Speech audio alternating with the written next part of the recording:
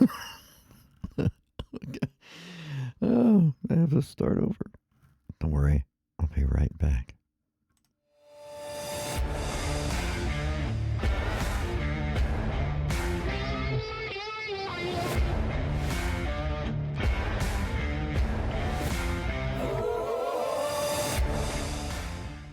Hi, it's me again. You didn't just see me a few seconds ago when I messed up the intro, so we're just going to forget that happened.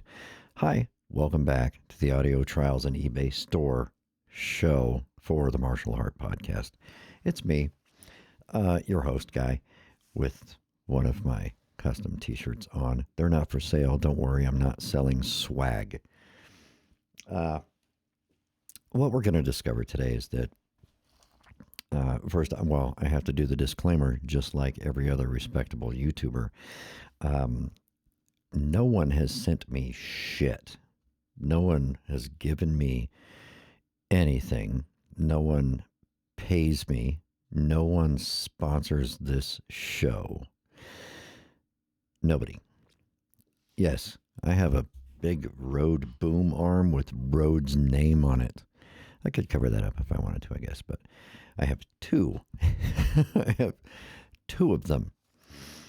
I have a RØDE Broadcaster. I have a RØDE pod mic that's on its own Rode arm. There, the PSA 1. This is the PSA 1 Plus. The PSA 1 Plus. I have a Rodecaster Duo.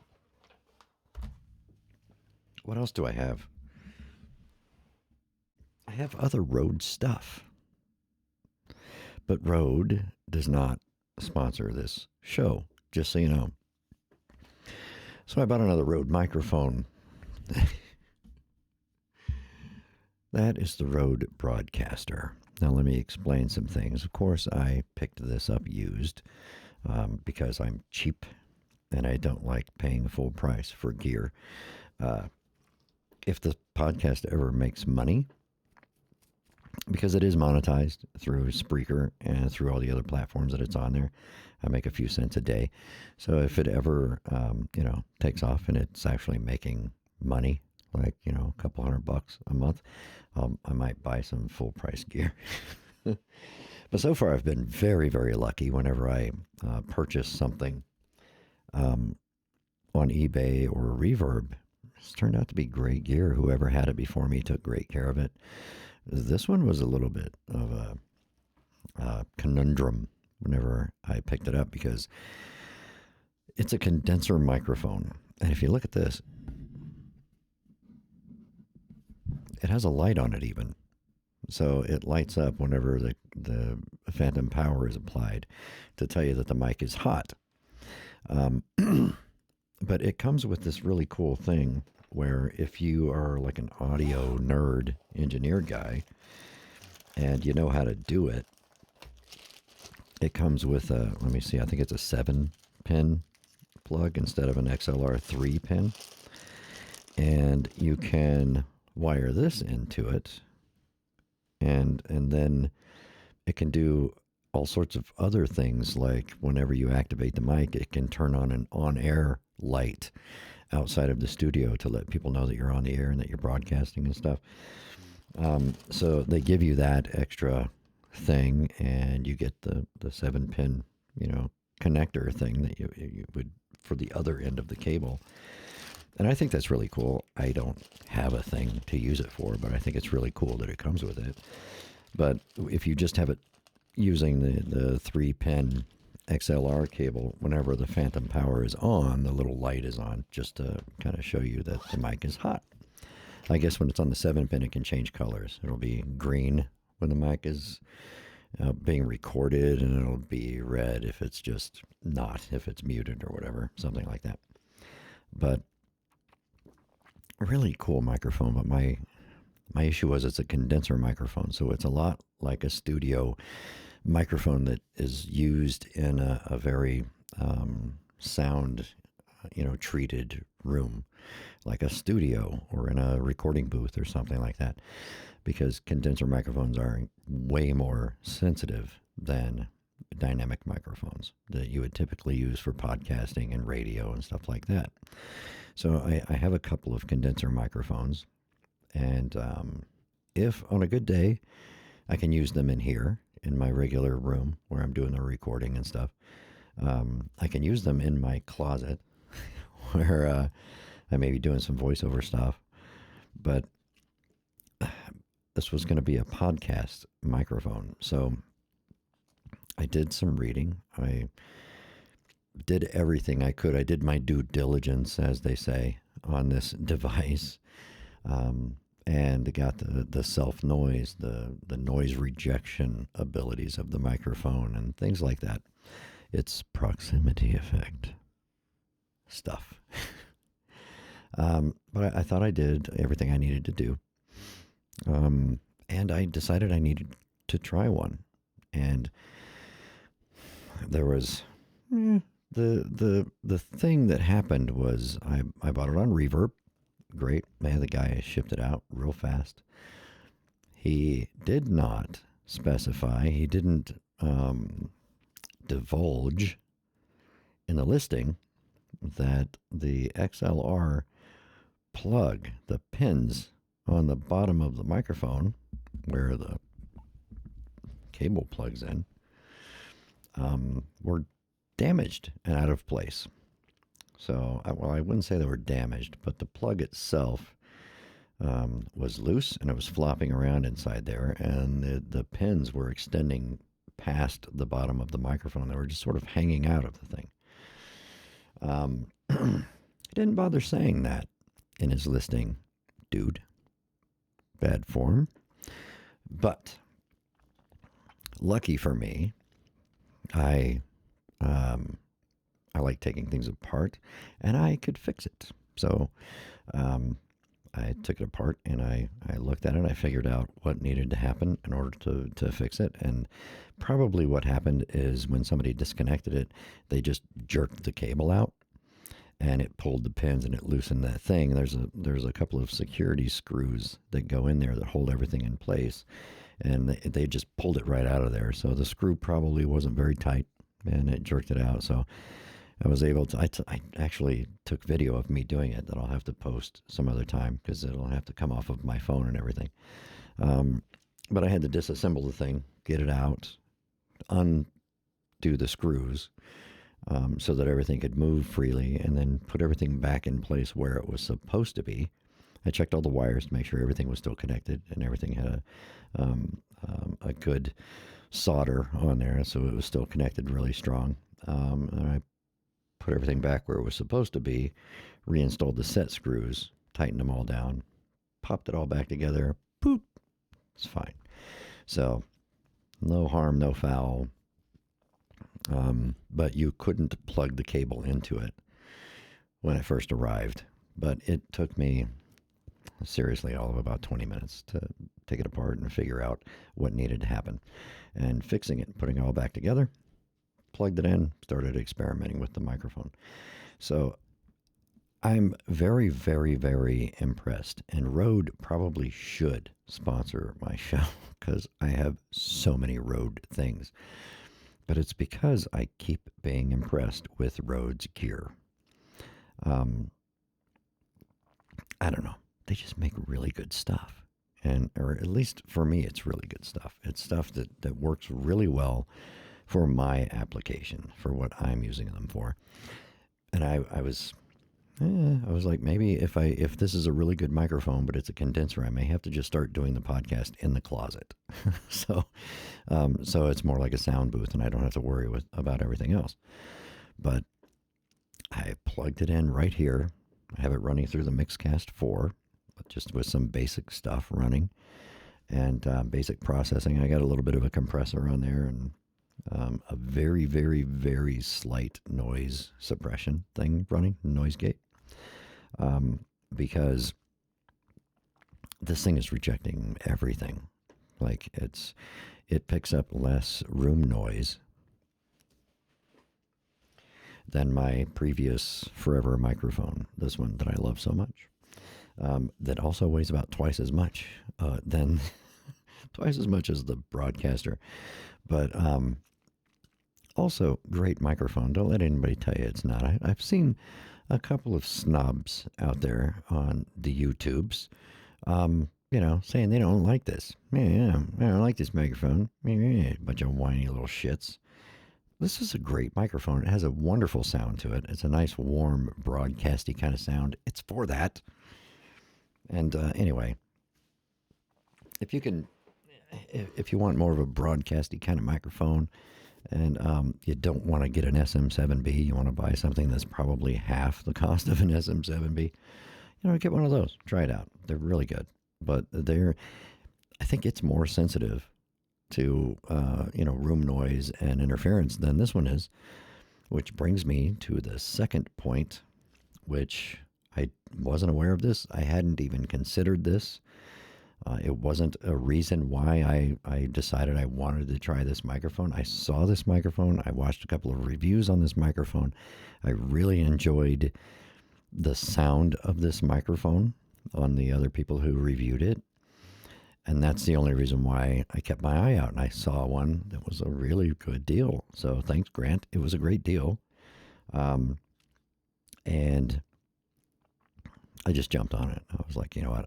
I've got to try it. I have to try it. If I don't like it, if it doesn't work in my environment, I'll just put it on eBay or something. And I just do a quick turnaround on it. But I was like, I have to try it. And if you'll recall, I have this frequency interference thing at 7580 hertz, 7,580 hertz.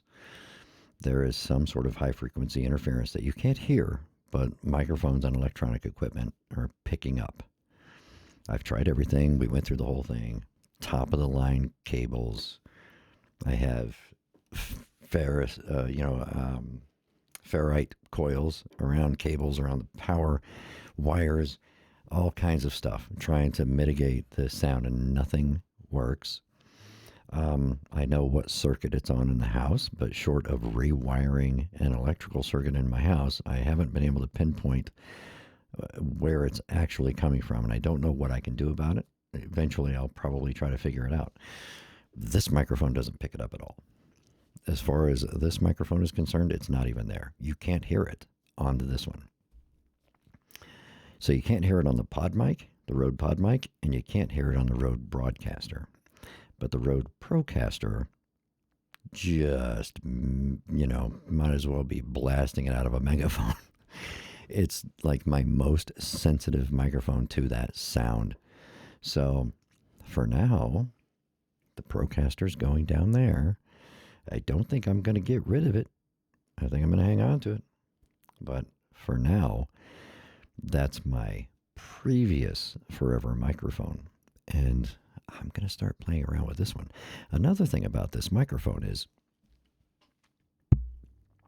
I hate it when people do that, but it has a built-in pop filter. And, a lot of microphones say they have a built-in pop filter. But I'm popping right into this microphone right now, and I'll do the stupid thing that everybody else does. Peter Piper picked a peck of pickled peppers. I'm doing that right into the microphone, and I don't hear it popping the capsule.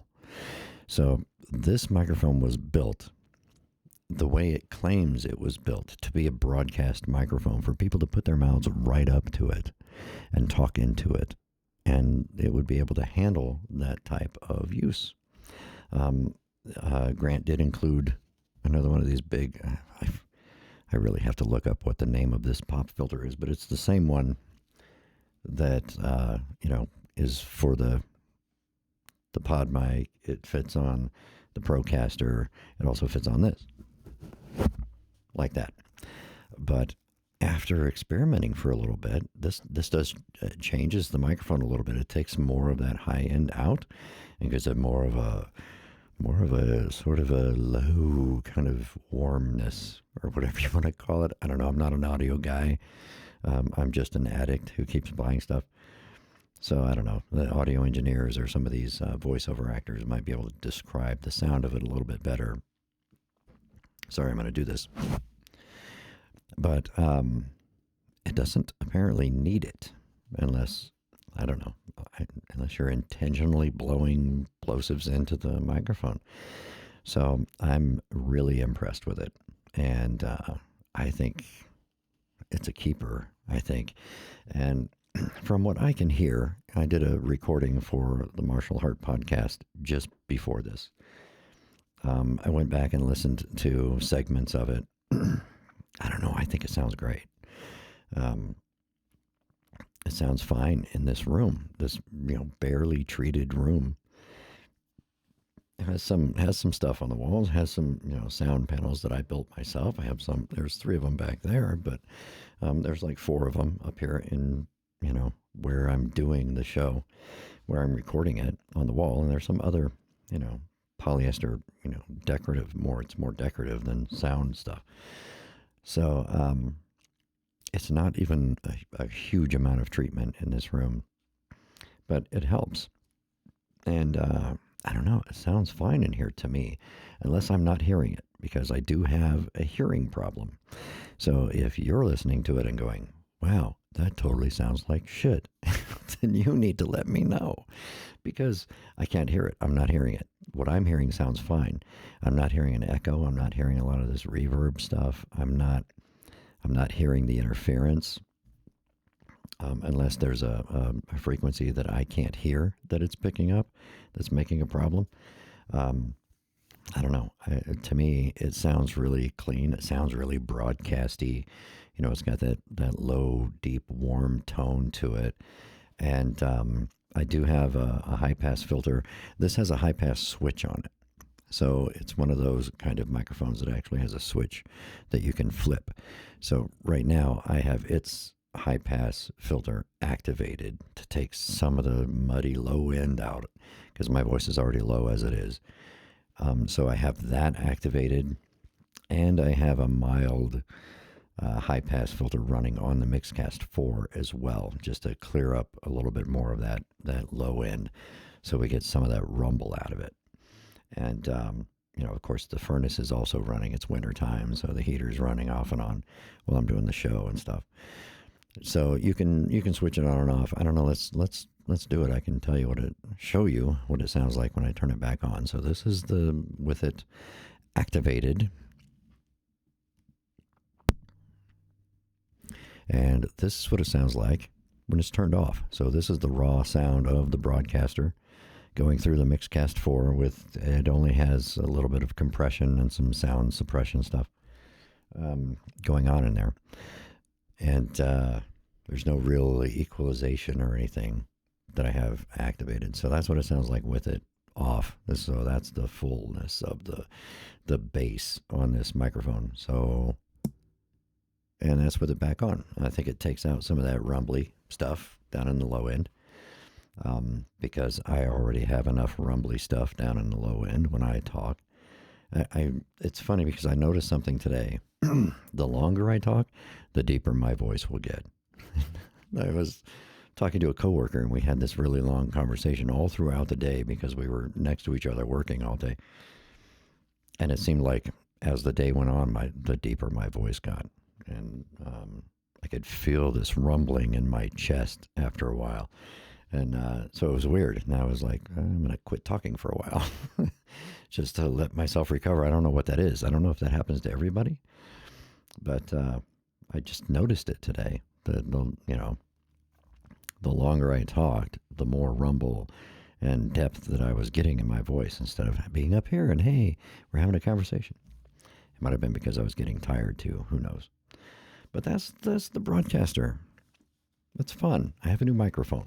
So I ran it through the Rodecaster Duo. I ran it through here using some presets and played around with the equalization and stuff. But I just have it running through the Mixcast right now. And I think the Mixcast is going to be my interface. It's going to be my podcast station recorder thing. I think for me, I think it does everything that I need it to do. And it doesn't overdo the things that I want it to do. and it doesn't have any wasted processes that I'm never going to use in it. It's probably got some things that I'm not going to really use a lot, but there's a whole lot of things that go on with the Rodecaster, and there's a whole lot built into it that I'm never really going to touch. So it's not really appropriate for what I'm doing. I'm not producing professional stuff. I want it to sound good. I want my podcast to have good audio so people enjoy listening to it, and it's not, painful to listen to or anything. But I think the Rodecaster Duo, which is really just a smaller version of the Rodecaster Pro 2, has more going on than I need. And so it's probably going to find a better home somewhere else with someone who's going to need all of those extra processes or wants to use those extra processes. I don't need them. So I went back and forth. You were here for it, some of it. I did a 45-minute video on it the other day. Was it just yesterday? I don't remember. But yeah, I think I've decided. And I may do an explanation video about why I decided what I decided. And don't get me wrong, obviously I love Rhodes gear. And the same would be true for the Rodecaster Duo. There's nothing about it that I don't think is great. There's just some things in the Mixcast 4 I think are better. And the things that it does, I think, are more appropriate for my needs. And all those additional processes and doodads and fancy things that are inside the Rodecaster are just kind of being lost and wasted on me because I'm never going to get in there and use them. I was looking at the DLZ XS as well. And after watching a couple of reviews, I decided I don't need one of those. I already know that I don't need it because it kind of has more things in it than the Rodecaster does. So when I first started thinking about it, maybe I should try one of those. I watched a couple of reviews and I'm like, well, that's even more stuff that I'm never going to use. So I don't need that machine, obviously, because it has more stuff in it than the Rodecaster does, and it's more stuff that I'm just never going to use. And more in-depth tuning that you can do on certain things, and I really don't want to do that. I'm trying to avoid doing that sort of stuff. So unless somebody wants to give me a DLZ XS and convince me that I must have one, nobody's going to do that. I know for a fact. Nobody's going to do that. But I would like to check one out one day, just to check, sound quality and see the headphone amps and the mic preamps. I'm enjoying comparing those between devices and seeing just there could be a huge difference between things, and I just never really realized that there could be that huge of a difference, and there really is. So someday I might check out a DLZ XS because I don't think I need to get a full size one. I don't think I have a little desk that it'll fit on because the thing's gigantic. But I'm also looking into a Zoom PodTrack P8. Yes, I know they don't have the Zoom PodTrack P8. Doesn't have nearly as many features as either one of these things. But I just explained that I'm not using most of them anyway. So if I could simplify it and get an even simpler machine to use that's going to be a good quality and do what I need it to do, boom. But the thing that's attractive to me of the Zoom devices, because I have the Zoom PodTrack P4, which is probably going to be all I would ever need in a Zoom device. But it doesn't have like those other things like adjusting your equalization and stuff like that. It doesn't have anything like that. It's just going to record stuff. It has a limiter and a high pass filter built into it, and it's either on or off. You can't even adjust it. So, and it works fine, but there aren't any other features, any other processes or adjustments that you can make. It's either high pass filter is on or it's off, limiter is on or it's off. You adjust your gain and go. That's it. Which is fine for a lot of applications, especially if you're into doing the post-processing, with a DAW or something. It's fine. You could take a little bit of noise out or do whatever. I like the fact that they are portable and they can run on batteries. So the PodTrack P4 is awesome. The mic preamps are a little noisy. They're not as crisp and clean as the Rodecaster or the Mixcast. But you're also talking about something that brand new retails for $149 and will run the same number of microphones as the Mixcast 4 and has more gain built into it. It has more powerful preamps than the Mixcast 4. And so I was thinking the P8 with those couple of extra processes that I might use, like, a little boost in the bass or bringing the trebles down to get the sibilance out and stuff like that. And the noise suppression thing that it has where it turns way down all the other inputs when one is being used. I think those might be useful. And it runs on batteries. Not that you're going to run it on batteries all the time, but I really like the idea of having a podcast recorder that operates off of batteries so that it can be portable. You can do it anywhere you want.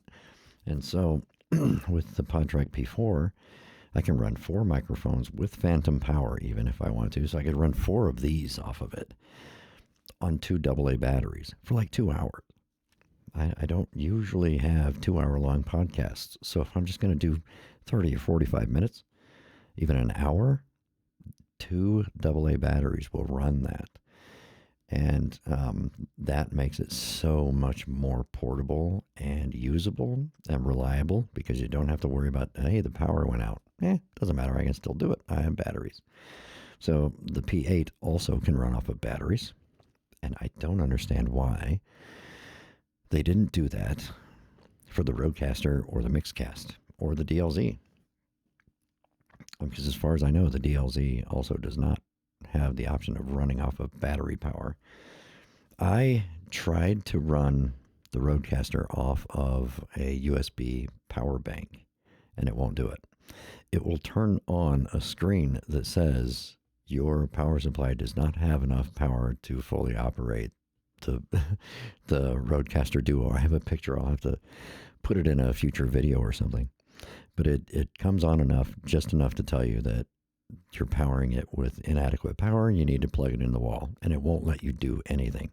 It just displays that warning on the screen. And then you take the power, you turn the power bank off, and it turns off completely. So no go on that. I'm assuming the Mixcast is going to be the same situation, even though I haven't tried it yet. But the PodTrack, you can run it off of a USB power bank. You can run it off of batteries. You can USB power it off of the USB, off of a bus. If you want to plug it into your laptop or your phone can power it when you use it as a USB interface plugged into a smartphone or tablet. So way, way more versatile, a smaller form factor, way smaller form factor for the P4 compared to these things. And no, it doesn't have all the processes and stuff, but I'm really sold on this portability and battery power thing. So if the PodTrack P8 has a few more features on it than the P4, it has 8 inputs. I don't need that. I'm never going to need that. If I ever have 3 people on the podcast, it's going to be an amazing day. I don't need something with 8 inputs.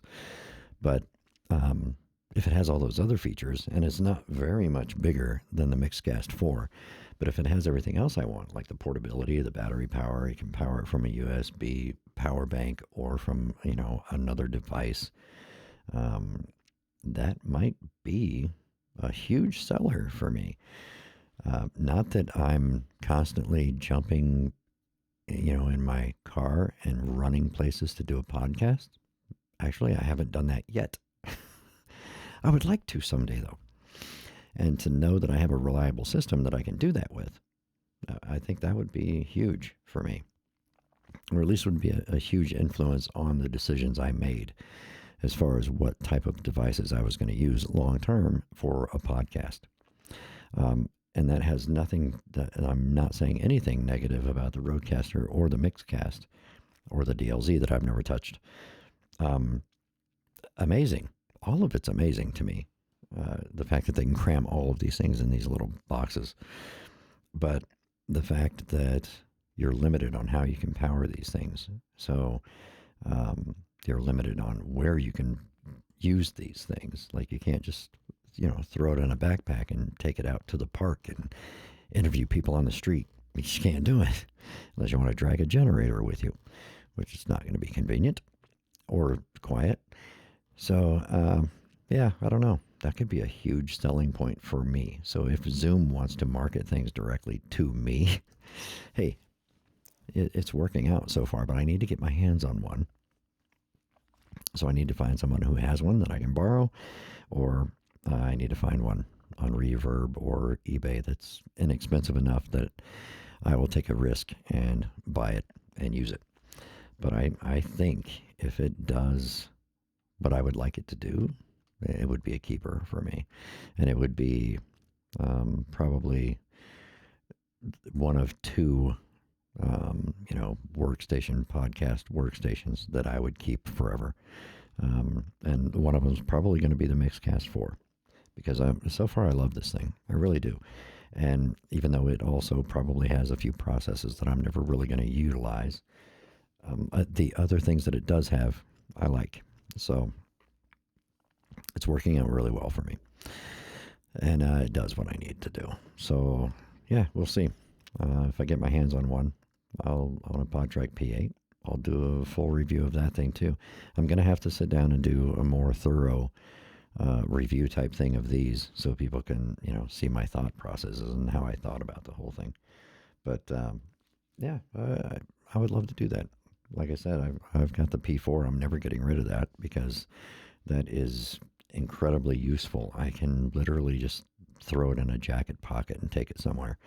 You could throw a couple of SM58s in a bag and boom, you're ready to do an interview, do a podcast, do whatever. You can do record your thoughts even, if you want to just make notes for your podcast later that night and you just want to hit the record button on the P4 while you're sitting somewhere.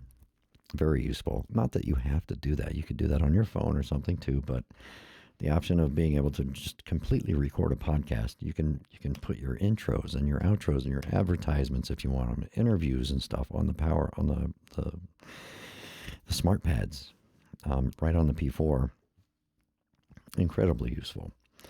So the only thing, if the P4 had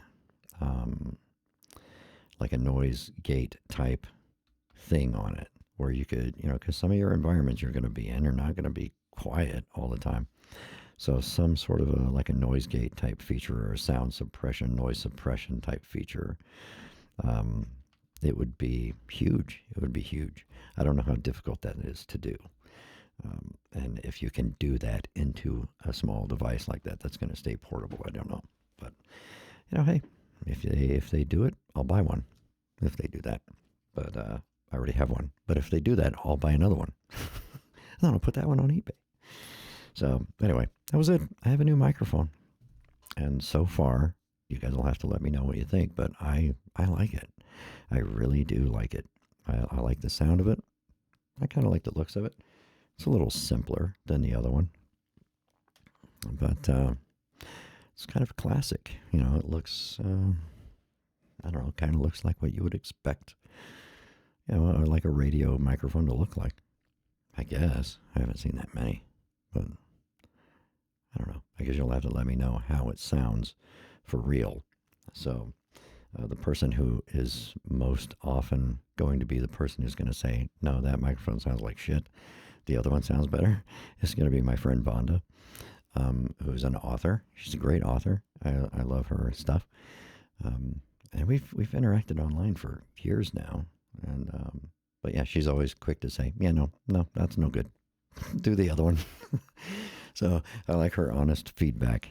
And I value her friendship. So if you're listening, Vonda, just so you know, I take all of your critiques and criticisms and advice very seriously. So I'm going to go now. I hope everybody had a nice Christmas. Have a great weekend. I'll probably do some more stuff over the weekend because I'm going to have some downtime now that all the family stuff and the holiday is over. I have some things to do over the weekend, but I'm sure I'll have time to sit down and do some more stuff. Maybe I'll do some of that, some of that critiquing or explanation or testing or evaluation stuff, review stuff of some of these devices. But take care of yourselves, and I will talk to you all soon. Be safe. Oh, look, I got yeah, there it is. What do you think of the new intro? No, wait, let's go back. I'm going back. Hi, I'm back. What do you think of the new intro? I'm going to play it for you again. Check it out.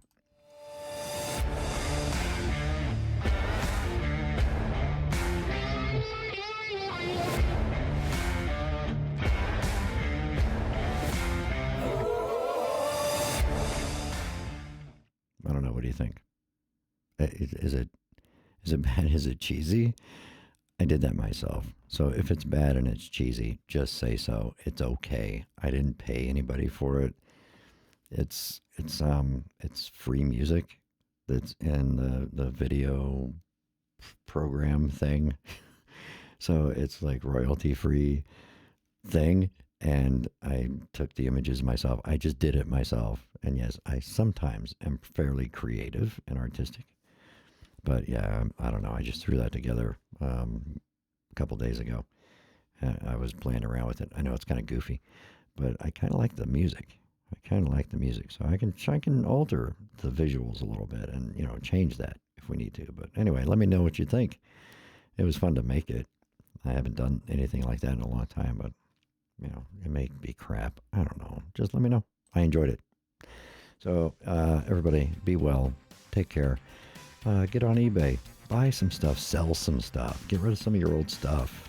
It's just laying around collecting dust. Go sell it. Use that money to buy something cool, or invest it in your children's future, a college fund or something. I don't know, or buy a nice bottle of liquor. Goodbye.